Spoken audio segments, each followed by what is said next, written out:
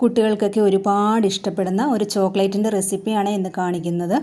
അതിനായിട്ട് ഞാൻ 1/2 കപ്പ് ചോക്ലേറ്റിലേക്ക് 2 ടേബിൾ സ്പൂൺ വിപ്പിംഗ് ക്രീം ചേർത്ത് കൊടുക്കുന്നുണ്ട്.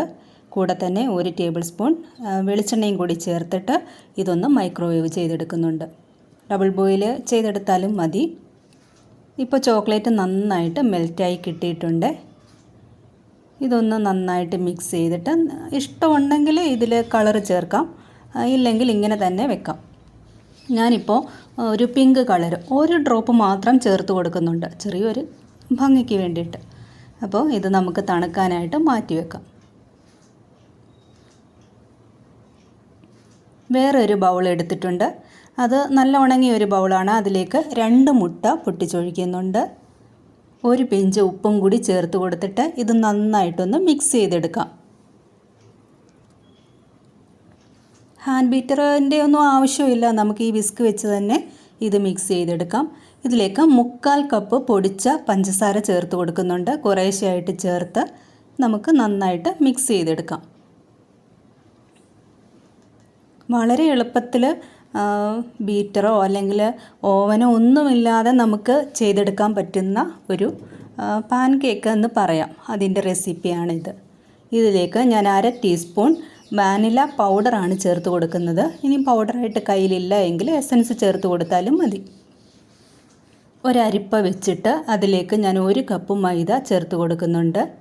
കൂടെ തന്നെ 1 ടീസ്പൂൺ ബേക്കിംഗ് പൗഡർ. ഇതിന് ബേക്കിംഗ് സോഡയുടെ ആവശ്യമില്ല, ബേക്കിംഗ് പൗഡറാണ് ചേർത്ത് കൊടുക്കുന്നത്.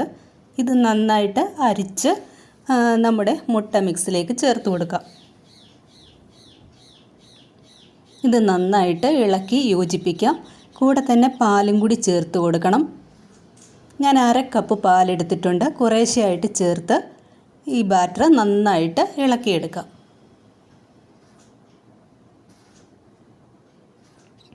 ഞാൻ പറഞ്ഞിരിക്കുന്ന കണക്കിലൊക്കെയാണ് എടുക്കുന്നതെങ്കിൽ പാല് ഇത്രയും തന്നെ ആവശ്യമുള്ളൂ.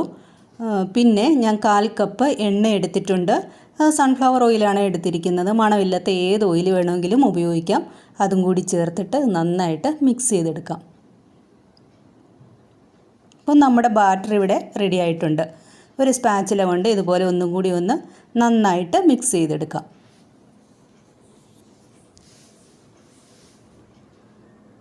ദോശക്കല്ല് ഞാൻ വെച്ചിട്ടുണ്ട്.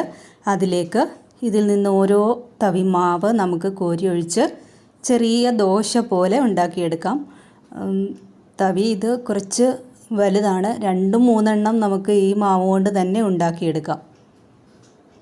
ചെറിയൊരു സ്പൂൺ എടുത്താൽ മതി കേട്ടോ.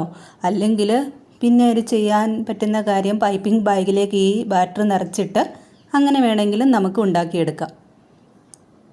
ഒരുമാതിരി വെന്ത് വരുമ്പോൾ നമ്മൾ ദോശ ഉണ്ടാക്കുന്ന പോലെ തന്നെ തിരിച്ചിട്ട് കൊടുത്തിട്ട് നമുക്കിത് ഉണ്ടാക്കിയെടുക്കാം.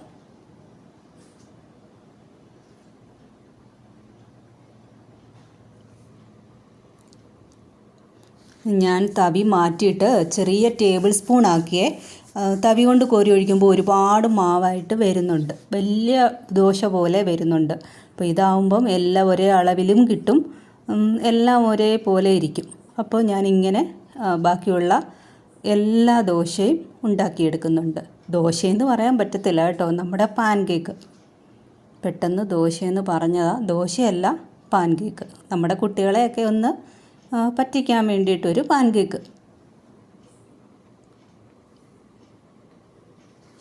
അപ്പോൾ ഞാനിത് മുഴുവൻ ഇവിടെ ഉണ്ടാക്കിയെടുത്തിട്ടുണ്ട്. ഈ സമയം കൊണ്ട് നമ്മുടെ ചോക്ലേറ്റ് നന്നായിട്ട് തണുത്ത് സെറ്റായിട്ടുണ്ട്. ഫ്രിഡ്ജിലൊന്നും വെച്ചിട്ടില്ല, വെളിയിൽ റൂം ടെമ്പറേച്ചറിൽ തന്നെ അത് തണുത്ത് വന്നു. അതിനെ ഒരു പൈപ്പിംഗ് ബാഗിലേക്ക് ഞാൻ മാറ്റുന്നുണ്ട്.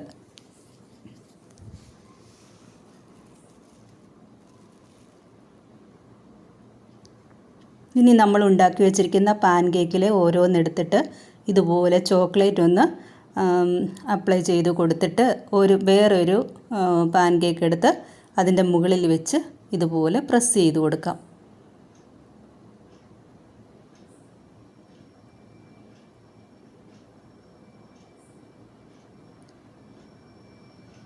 ഇതുപോലെ തന്നെ ബാക്കിയുള്ള എല്ലാ പാൻ കേക്കുകളും ഇതുപോലെ തന്നെ അകത്ത് ചോക്ലേറ്റ് ഫില്ല് ചെയ്ത് നമുക്കിതുപോലെ ആക്കിയെടുക്കാം.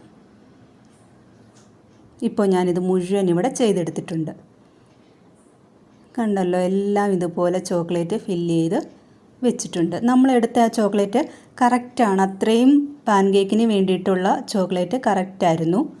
ഇനിയും ഇതിനെ ഒന്ന് ചോക്ലേറ്റിൽ മുക്കിയെടുക്കണം. അതിന് കുറച്ച് മിൽക്ക് ചോക്ലേറ്റും കുറച്ച് ഡാർക്ക് ചോക്ലേറ്റും എടുത്തിട്ടുണ്ട്. ഇത് ഒന്ന് മെൽറ്റ് ചെയ്തെടുക്കുന്നുണ്ട്. ഒന്നുകിൽ ഓവനിൽ വെക്കാം, അല്ലെങ്കിൽ ഡബിൾ ബോയിൽ ചെയ്തെടുക്കാം. എങ്ങനെയാണെങ്കിലും ശരി, അത് നന്നായിട്ട് മെൽറ്റ് ചെയ്തെടുക്കുക ചോക്ലേറ്റ്. ഇതിൽ ഞാൻ ഓയിലും ഒന്നും ഒഴിച്ചിട്ടില്ല, ജസ്റ്റ് അങ്ങ് മെൽറ്റ് ചെയ്തെടുത്തിട്ടേ ഉള്ളൂ. ഇനി നമ്മൾ എടുത്തു വെച്ചിരിക്കുന്ന ഓരോ പാൻ കേക്കായിട്ട് ഇതിൽ കോട്ട് ചെയ്തെടുക്കുക. നന്നായിട്ട് കോട്ട് ചെയ്ത് ഓരോന്നും എടുത്ത് മാറ്റി വെക്കാം. ചൂടൊക്കെ ഉള്ള സ്ഥലമാണെങ്കിൽ ഇതെല്ലാം കോട്ട് ചെയ്ത് കഴിഞ്ഞ് ഒരു 10 മിനിറ്റ് നമുക്ക് ഫ്രിഡ്ജിൽ വെച്ച് സെറ്റാക്കി എടുക്കാം.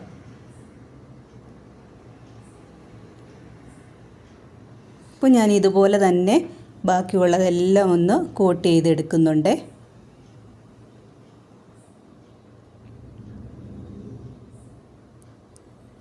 നമ്മൾ വാങ്ങിക്കുന്ന ചോക്കോപ്പൈ ഉണ്ടല്ലോ, കടയിൽ നിന്നൊക്കെ വാങ്ങിക്കുന്നത്, അപ്പോൾ അങ്ങനെയൊക്കെ പറഞ്ഞ് ചോക്കോപ്പൈ എന്നൊക്കെ പറഞ്ഞ് നമ്മുടെ കുട്ടികൾക്ക് കൊടുക്കാൻ പറ്റിയ, നമ്മൾ വീട്ടിൽ തന്നെ ഉണ്ടാക്കിയെടുക്കുന്ന നല്ല ടേസ്റ്റുള്ള ഒരു ചോക്ലേറ്റാണിത്.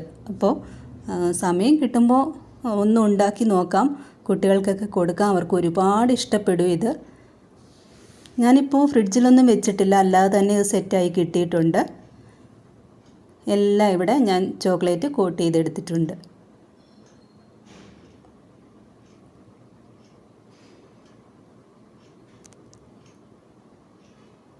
അപ്പോൾ നല്ല ടേസ്റ്റാണ് ഇത് കഴിക്കാനായിട്ട്. ഞാൻ ഒരെണ്ണം മുറിച്ചും കൂടി കാണിച്ചു തരാം. ചെറിയ കുട്ടികളൊക്കെ ഉള്ള വീട്ടിൽ ഭയങ്കരമായിട്ട് അവർക്ക് ഇഷ്ടപ്പെടും, ഉറപ്പാണ്. അപ്പോൾ ഇതുപോലെ ചെയ്ത് ഒരു തവണ അവർക്കൊന്ന് കൊടുത്തു നോക്കണേ, അവർക്ക് തീർച്ചയായിട്ടും ഇഷ്ടപ്പെടും. ഇതുപോലെ നല്ല കാണുമ്പോൾ നല്ല രസമാണ്, അതുപോലെ തന്നെ കഴിക്കാനും നല്ല ടേസ്റ്റാണ്. അപ്പോൾ ഇത് ഉണ്ടാക്കി നോക്കണേ സമയം കിട്ടുമ്പോൾ. ഓവൻ വേണ്ട, ബീറ്റർ വേണ്ട, ഒന്നും വേണ്ട, നമുക്കല്ലാതെ തന്നെ ഉണ്ടാക്കിയെടുക്കാൻ പറ്റുന്ന നല്ലൊരു ചോക്ലേറ്റിൻ്റെ ഒരു പാൻ കേക്ക്. അപ്പോൾ ഉണ്ടാക്കി നോക്കണേ. അടുത്തൊരു വീഡിയോയുമായിട്ട് വരാം. അതുവരെ എല്ലാ കൂട്ടുകാർക്കും ബൈ.